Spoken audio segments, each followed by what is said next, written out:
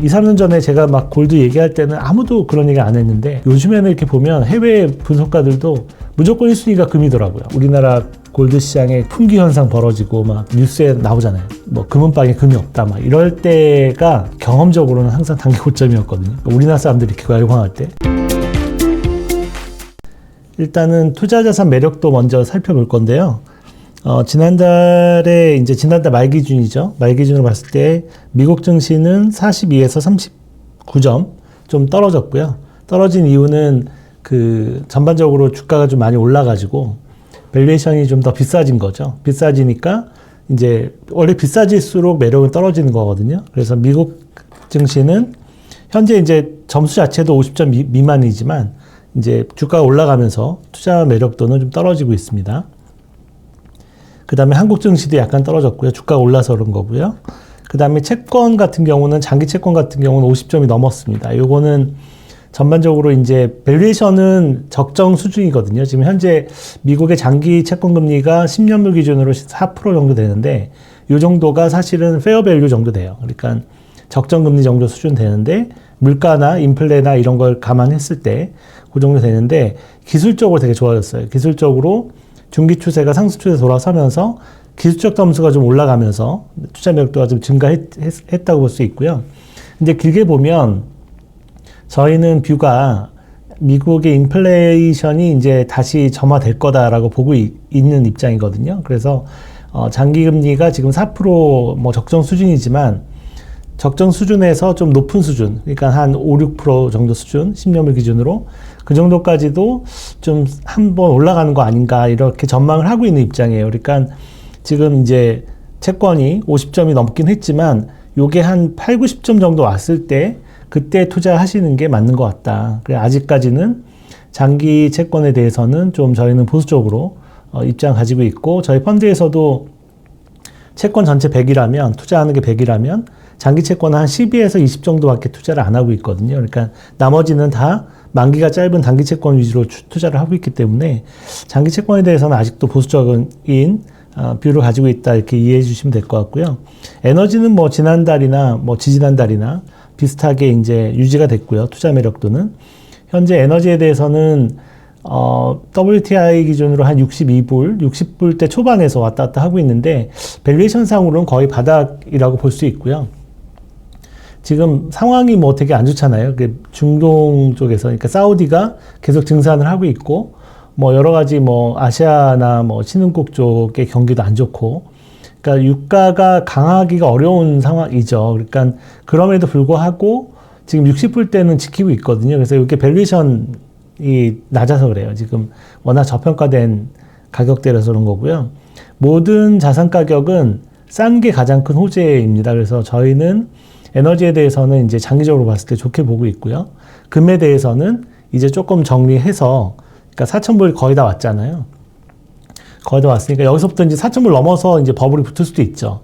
그러니까 그걸 대비해서 가지고 있는 물량의 한 30% 정도? 그러니까 내가 100을 갖고 있다면 30 정도는 남겨놓고 70 정도는 팔자. 이런 입장이에요. 그래서 4,000불 이상에서는 더 갈 수도 있고 못 갈 수도 있고 저희가 볼 때는 페어밸류가 이제 4,000불 정도이기 때문에 거기서 더 가는 건 이제 고평가 구간 가는 건데 갈 수도 있죠. 지금 분위기 봐서는.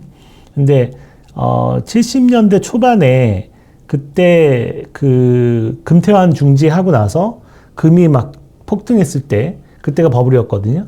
그때 이후로 지금까지 한 번도 이 부채 라인을 넘어본 적이 없어요. 그러니까 금이 막 빠졌다가 쫙 올라서 미국 부채 라인을 닿으면 거기가 고점이었거든요, 항상. 그리고 또 큰 조정하고 또 그 다음에 부채 라인을 또 쫓아서 올라가고 이제 요번에 이제 4,000불 올라오면 이제 부채 라인 닿는 거예요. 그러니까 저희가 봤을 때는 이렇게 확률적으로 보면 물론 지금 분위기 봐서는 더 뚫고 5,000불까지 갈 수도 있지만 그거는 이제 30%만 남겨놓은 걸로 먹자 이거죠. 나머지 70%는 정리해서 싼 원자재, 그러니까 원유를 사도 되고요. 에너지 같은 거 사도 되고, 아니면 원자재 지수를 사도 되고, 그러니까 가장 지금 저평가돼 있고, 다음 사이클이 업사이클이 나올 수 있는 좀 원자재나 에너지 쪽으로 좀 분할 매수를 하자는 입장이고요.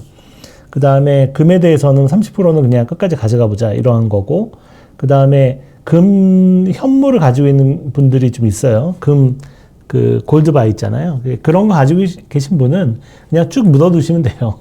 그거를 뭐 샀다 팔았다 할 수 있는 건 아니고, 지금 제가 얘기하는 거는 이제 ETF 얘기하는 거고요. 그래서 골드는 약간 이제 매력도가 좀 떨어져가지고, 이제 곧 있으면 50점 이하로 떨어질 수 있을 것 같습니다. 그 4,000불 넘으면 아마 50점 이하로 떨어지겠죠. 그래서 요거는 뭐 장기적으로는 지금 금은 안전자산에 속하고 있고, 미국이 지금 재정이 되게 불안하고, 유럽도 재정이 불안하잖아요. 이렇게 전 세계가 다 재정이나 국가부채들이 불안하기 때문에 그럴 경우에는 사실 금에 대한 수요가 늘어날 수밖에 없고요. 전 세계 중앙은행들이 금을 달러 대신 비축을 많이 하고 있기 때문에 제가 봤을 때는 뭐 금이 장기적으로 보면은 여기서 고점이다 이렇게 할 수는 없어요. 뭐 나중에 이제 미국 국가부채 늘어나는 거 속도만큼 나중에 뭐 5,000불도 가고 6,000불도 가겠죠. 근데 지금 4,000불까지 와서는 여기서부터는 갈 수도 있고 못 갈 수도 있고 단기적으로도, 그리고 못 가면 여기서 큰 조정 나오고 갈 수도 있는 거거든요. 그래서 이 정도면 그냥 좀 차익 실현 해놓고 일부만 가져가자, 부담 없는 수준에서, 이제 이런 의견이고요. 아파트, 서울 아파트는 뭐 투자 매력도는 7점이고요. 지금 서울 아파트는 너무 버블이 심하죠. 제가 봤을 때는 심하고요. 지금 글로벌, 그러니까 전국적으로 봤을 때는 지방 도시 같은 경우는 지금 2021년도에 피크를 치고 빠져서 지금 흘러내리고 있는 상황이고요. 나머지 지역은. 그 다음에 경기도도 좀 한 20, 30% 빠져가지고 잘 반등을 못하고 있고, 그 다음에 서울에서도 강남을 제외한, 강남, 뭐 마포, 뭐 성수 이런 지역을 제외한 강북 지역이나 나머지 강서나 뭐 이런 지역들은 빠져서 지금 약간 기고 있는, 특히 노동강 같은 경우는 오히려 흘러내리고 있고, 이제 이런 흐름을 보이고 있습니다. 그래서 이게 양극화가 되게 심해지고 있는데, 부동산 시장이나 주택 시장의 전반적으로는 저희는 2021년에 고점을 치고 하락세라고 보고 있어요. 하락세로 지금 계속 진행되고 있다고 보고 있는데, 그 사이에 이제 서울 강남 쪽이 강하게 올라갔던 이유는 인구 구조의 변화, 그러니까 지방 지역이나 이 주변 지역에 인구가 급격히 감소되는 게 보였기 때문에 이제 지방 쪽에 있는 좀 부자들, 이런 사람들이 이 정리해가지고 그냥 강남으로 다 진출하고 있는 거죠. 그러니까 이게 이 안에서 움직이고 있다고 보면 돼요. 그러니까 부동산 시장 전체적으로 움직이는 게 아니고 이 인구 구조의 변화를 반영해서 이제 가장 안전해 보이는 강남 쪽으로 이 머니무브가 일어나고 있다. 이 내부에서. 그래서 이렇게 양극화가 좀 심해지고 있다고 보고 있는데, 이런 부분은 사실은 길게 가지는 않거든요. 경험적으로 보면 대세를 벗어나지 못하기 때문에, 대세가 하락세면 이 안에서 이제 잠깐 이 양극화가 일어나는 거죠. 이제 머니무브가 일어나는 건데, 요게 이제 집중도가 어느 정도 올라가고 나면 결국은 강남도 대세에 순응해서 빠질 수밖에 없는 상황이 아닌가. 그래서 저는 그게 6.27 대책 나오고 나서 이제 강남이 실제로 실거래를 보면 이제 별로 못 올라가고 있거든요. 거기서 빠지고 있고. 그리고 그 전에 이제 거래됐던 것들이 신고돼서 이제 약간 올라가는 게 보이지만 거래량 자체가 완전히 줄었기 때문에 저희가 볼 때는 부동산에 대해서는 저희 의견은 그렇습니다. 그러니까 서울, 강남도 이제는 좀 피크아웃 하는 게 아닌가, 이런 생각을 가지고 있고요. 본격적으로 뭐 강남까지 언제 무너질 거냐, 뭐 이거는 알 수가 없죠. 정확한 시점은 알 수가 없지만 대출을 거의 끊어놨기 때문에 지금 이제 가족 대출이라고 해서 가족들이 막 대출을 해주고 그런 걸로 이제 지금 매수가 들어오는 거거든요. 근데 그런 부분들도 제가 봤을 때 오래 갈 것 같진 않고 지금 분위기가 좀 변화되지 않을까. 그래서 내년에는 이제 강남 쪽도 좀 어려워지지 않을까 생각을 하고 있습니다. 그래서 저희는 이제 내 집 마련을 하시는 분들은 올해 말고 내년 정도까지는 좀 기다려보자. 그러니까 2028년 정도 저희는 일단은 기다려보자. 28년까지는 그런 입장이고요.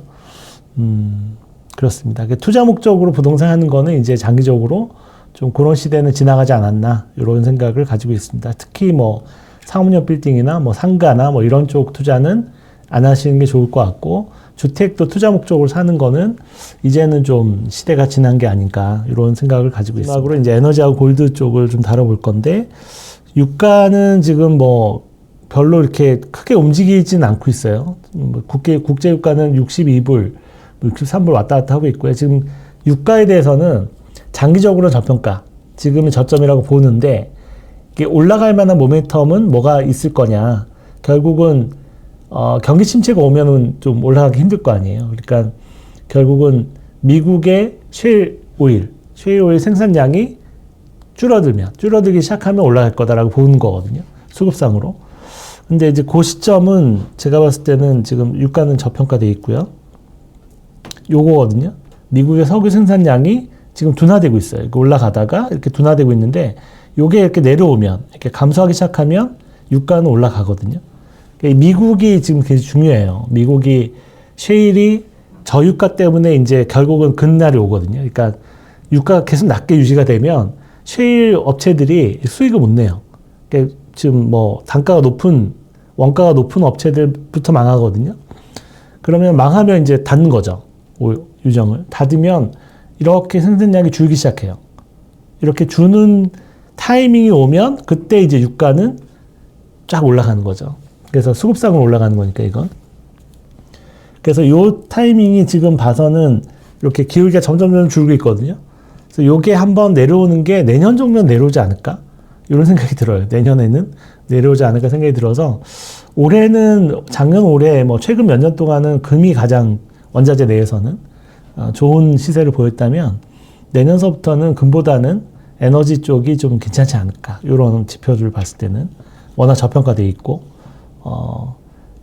이 사이클도 돌거든요. 그래서 내년에는 구리나 또는 원유, 그러니까 에너지 쪽이죠. 이런 쪽을 좀 좋게 보고 있고요.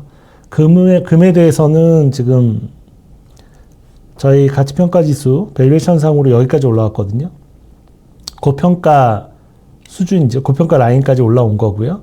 지금 이제 버블 수준이 4,000불이에요. 4,000불이면 어느 라인이냐면 우리가 미국의 총부채 기준으로 고점을 보는데 이때는 이제 금퇴환을 중지했기 때문에 어마어마한 버블이 생긴 건 뭐 어쩔 수 없는 거고요. 그 다음부터는 사실은 여기가 이제 고점이라고 봐야죠. 그러니까 미국 총부채 수준을 따라간다고 보면 이만큼이 이제 그러니까 달러의 가치가 떨어지는 거니까 총부채가 늘어날수록. 그리고 거기에 반대로 그러니까 금의 실물 가치는 올라간다고 보는 거거든요. 그래서 요걸 같이 비교해 보는데 지금 요게 이제 66년도 100으로 같이 놓고 보는 거예요. 그래서 지금 거의 다 왔죠? 저희가 이제 이럴 때 막 여기까지 5,000불 간다 막 이래가지고 막 금 사라.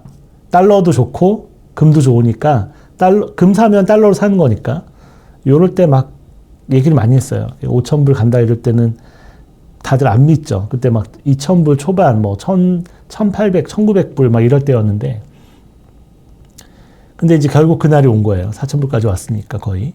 그래서 저희가 볼 때는 4,000불까지 왔으면 이제 이게 뭐 고점이잖아요, 거의. 그러면 요거를 좀 줄이고 나머지 근데 여기서 이거는 골드 같은 경우는 미국의 신뢰도가 너무 떨어지거나 미국이 만약에 지금 내전 얘기가 자꾸 나오는데 그러니까 트럼프의 움직임도 그렇죠. 그러니까 이건 만약의 시나리오로 봤을 때 미국이 내전이 일어난다. 그 안에서 이제 이 트럼프가 독재로 가고 이제 내전을 일으키고 뭐 쿠데타 일으키고 친위 쿠데타죠. 트럼프도 성공을 했다. 이러면은 사실 경제 망가지는 거잖아요. 그다음부터 경제 완전 망가지는 거고 글로벌 경제가 아주 쇼크가 오겠죠. 미국이 내전이 벌어지면 어떻게 되겠어요? 쇼크가 오겠죠. 그럴 때 믿을 수 있는 건 금밖에 없기 때문에 금이 또 어마어마하게 올라가겠죠. 그러니까 그런 가능성도 있고 하기 때문에 그리고 장기적으로 어차피 미국 부채는 계속 올라가니까 여기서 조정하더라도 또 올라갈 거 아니에요. 그러니까 실물금은 그냥 갖고 있는 거고 그래서 금을 여기서 한 30% 남겨놓는 거예요. 그러니까 제가 다 팔라고 하는 게 아니잖아요. 한 최소 절반 아니면 한 70%까지 팔고 이거 가지고 원유나 뭐 이런 것들 오히려 저평가되어 있는 원자재를 사는 게 맞고 원자재 투자한 돈이라면 그리고 한 30%는 끝까지 들고 가자. 이거 30%는 어떻게 될지 모르니까 이게 미쳐가지고 막 7,000불, 8,000불, 뭐 2만 불 갈 수도 있는 거잖아요. 그러니까 30% 들고 가면 된다 이거죠. 근데 이렇게까지 다 먹은 거를 풀로 들고 갈 필요는 없다는 거예요. 왜냐하면 그 골드라는 게 한번 여기서 이런 자리에서 부러지면 거의 한 반토막 나고 또 올라가거든요. 그러니까 변동성이 작지 않아요.